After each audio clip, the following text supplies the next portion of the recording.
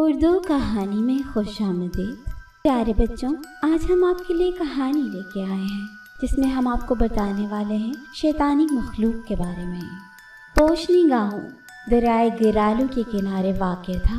اس گاؤں کی آبادی 1000 انسانوں پر مشتمل تھی جو دریائے گرالو سے مچھلیاں شکار کر کے بال بچوں کا پیٹ پالتے تھے۔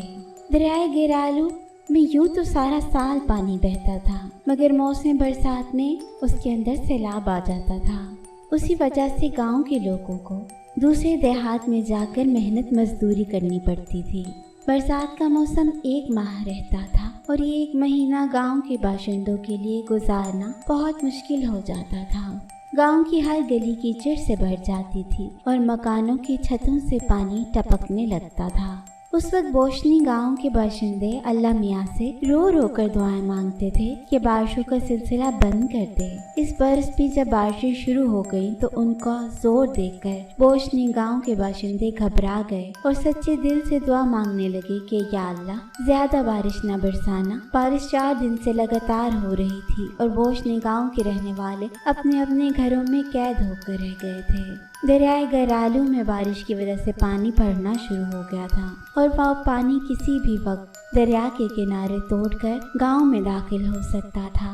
اس لیے گاؤں والے رات کو سوتے میں نہیں تھے۔ وہ رات بھر جاگ کر بارش اور دریا کے پانی کی بھیانک آوازیں سن کر کانپتے رہتے تھے۔ ایک رات گاؤں والوں نے دریا کی طرف سے دل دہلا دینے والی آواز سنی، جیسے منہ زور پانی نے دریا کا مضبوط کنارہ توڑ دیا ہو۔ اس آواز کو سن کر گاؤں والوں نے ایک دوسرے کو پکارنا شروع کر دیا۔ اسی لمحے وہ خوفناک آواز گاؤں کے بالکل قریب آ گئی۔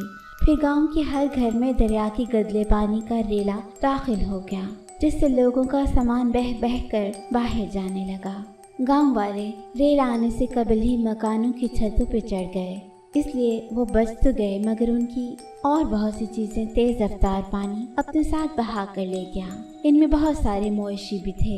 صبح کے وقت بارش تھم گئی، ساتھ ہی دریا کا پانی بھی اتر گیا، لیکن گاؤں والے ایک اور مصیبت میں پھنس گئے۔ پورے گاؤں میں دریا کے پانی کی وجہ سے چوہوں جیسی مخلوق پھیل گئی تھی۔ ان میں اور چوہوں میں فرق یہ تھا کہ چوہوں کی 2 آنکھیں ہوتی ہیں جبکہ اس مخلوق کی 3 آنکھیں تھیں۔ دوسرا، وہ انتہائی بد شکل تھی۔ اس پر نظر پڑتے ہی دل کانپ اٹھتا تھا۔ گاؤں والوں نے وہ 3 آنکھوں والے چوہے پہلی بار دیکھے تھے، اس لیے وہ حیران ہو رہے تھے اور ان سے خوف بھی کھا رہے تھے۔ وہ چوہے سینکڑوں کی تعداد میں تھے اور گاؤں کی گلیوں اور گھروں میں ایسے گھوم رہے تھے جیسے ابھی اوپر سے آ کر ان کے سر پر نہ گر جائیں۔ ٹوٹ گیا۔ ان کی تیسری آنکھ جو ناک کے اوپر تھی، ان میں سے سرخ رنگ کی روشنی پھوٹ رہی تھی۔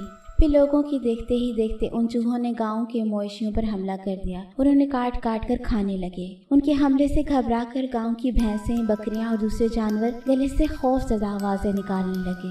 چوہے پہلے اپنی تیسری آنکھ سے جانور پر روشنی پھینک کر رک کر اسے مفلوج کر دیتے تھے، اس کے بعد اس کا گوشت کھانا شروع کر دیتے تھے۔ یہ دردناک منظر دیکھ کر گاؤں والے چھتوں سے اتر آئے اور ڈنڈوں اور لاٹھیوں سے 3 آنکھوں والے چوہوں کو مارنے لگے۔ چوہوں نے بھاگنے کی بجائے انسانوں پر حملہ کر دیا اور انہیں بھی نیچے گرا کر کھانے لگے۔ وہ جس آدمی پر بھی سرخ روشنی پھینکتے وہ گر کر بے ہوش ہو جاتا تھا اور چوہوں کی ٹوٹی ٹولی اس پر ٹوٹ پڑتی تھی۔ چند ہی گھنٹوں کے اندر انہوں نے گاؤں کے آدھے انسانوں اور جانوروں کو چٹ کر لیا اور اس کے بعد وہ تیزی سے واپس دریا کی سمت بھاگ گئے۔ چوہوں کے ظلم کی وجہ سے سارے گاؤں میں کوہرام مچ گیا۔ بچے، بوڑھے، جوان مکانوں کی چھتوں پر چڑھ کر ارد گرد کے دیہات میں رہنے والوں کو مدد کے لیے پکارنے لگے۔ گاؤں کے چاروں طرف دریا کا پانی کھڑا تھا، اس میں سے گزر کر آنا بہت مشکل تھا، اس لیے کوئی بھی ان کی مدد کو نہ پہنچا۔ چنانچہ وہ آپ ہی گاؤں چھوڑ کر دوسرے دیہات میں چلے گئے۔ وہاں انہوں نے جب لوگوں کو 3 آنکھوں والی خوفناک مخلوق کے بارے میں بتایا تو کسی نے بھی ان کی بات کا یقین نہ کیا۔ سب کا خیال تھا کہ یہ لوگ سیلاب سے ڈر کے بھاگے ہیں اور ہمارے پاس رہنے کے لیے بہانہ ڈھونڈ رہے ہیں۔ بہرحال پوشنی گاؤں کے باشندوں نے دوسری جگہوں پر رہنا شروع کر دیا تو پوشنی گاؤں بالکل ویران ہو گیا۔ مکان ویران ہو گئے۔ ان مکانوں کو خالی دیکھ کر 3 آنکھوں والی مخلوق دریا سے نکلی اور گاؤں میں آ گئی اور ان مکانوں میں گھس گئی۔ جب وہاں ان کے کھانے کی اشیاء ختم ہو گئی تو وہ دوسری آبادیوں کی طرف چل بڑھے۔ سب سے پہلے اس نے نزدیکی گاؤں بانگو پہ حملہ کیا اور اس کے باشندوں کو بھی بھاگنے پر مجبور کر دیا۔ اس کے بعد وہ کوچومو گاؤں کی سمت بڑھے اور اس کے مویشی وغیرہ کھا گئے۔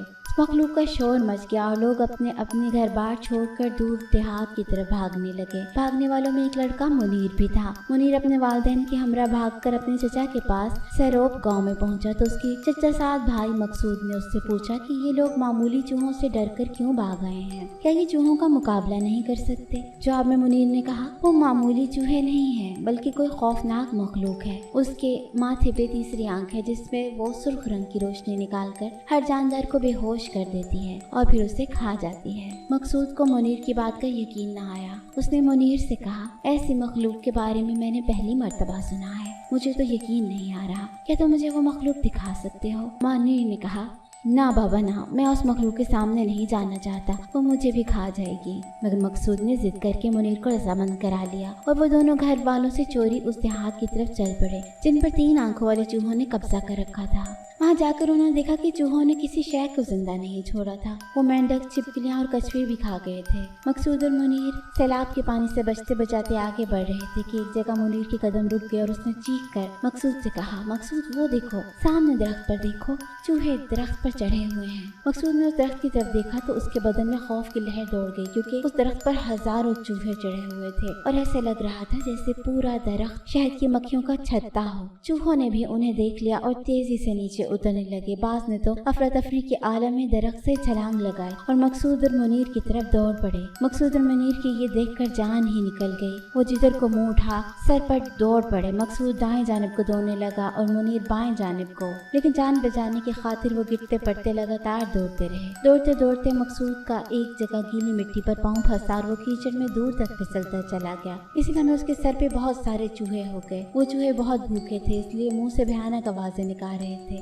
उनकी वहशत की इंतहा न रही। वो कीचड़ के अंदर से गुजर कर मकसूद की संग बढ़े। मकसूद चूहों को करीब आता देखकर दर्दमंद अंदाज में रोने लगा। उसने उठने की कोशिश की मगर फरते दहशत से उससे उठा न गया। उसकी टांगें जोर जोर से कांप रही थी। उसने चीखना चाहा पर उसकी आवाज गले से न निकली। लिहाजा वो बेबसी से चूहों को देखने लगा। उसने देखा कि वो थे तो चूहों जैसे, लेकिन वो चूहे नहीं थे क्योंकि उन मुंह से जो जुबान निकलती थी वो सांप की जैसी थी और कान चमगादड़ों के कानों जैसे थे और टांगे छिपकलियों की टांगों जैसी थी। सबसे बढ़कर दिल दहला देने वाली चीज उनकी तीसरी आंख थी जो बिल्कुल उल्लू की आंख जैसी थी और लगातार चारों तरफ तेजी से घूम रही थी और इस आंख में से वो सुर्ख रोशनी खारिज कर रहे थे। मकसूद के बिल्कुल पास पहुंचकर उन्होंने अपनी तीसरी आंख से सुर्ख रोशनी मकसूद पर फेंकी तो मकसूद अपनी मौत का यकीन करके बेहोश हो गया। उधर ये हुआ कि चूहों की फेंकी हुई रोशनी मकसूद तक न पहुंची। उन्होंने गुस्से में आकर फिर मकसूद पर रोशनी फेंकी लेकिन वो भी राह में रुक गए। इस पर चूहे जोर जोर से गुर्राने लगे और गजबनाक होकर पंजों से जमीन उधेड़ने लगे। तभी मकसूद दोबारा होश में आ गया और खुद को जिंदा पाकर बड़ा हैरान हुआ। उसने देखा कि चूहे उस पर रोशनी फेंकते हैं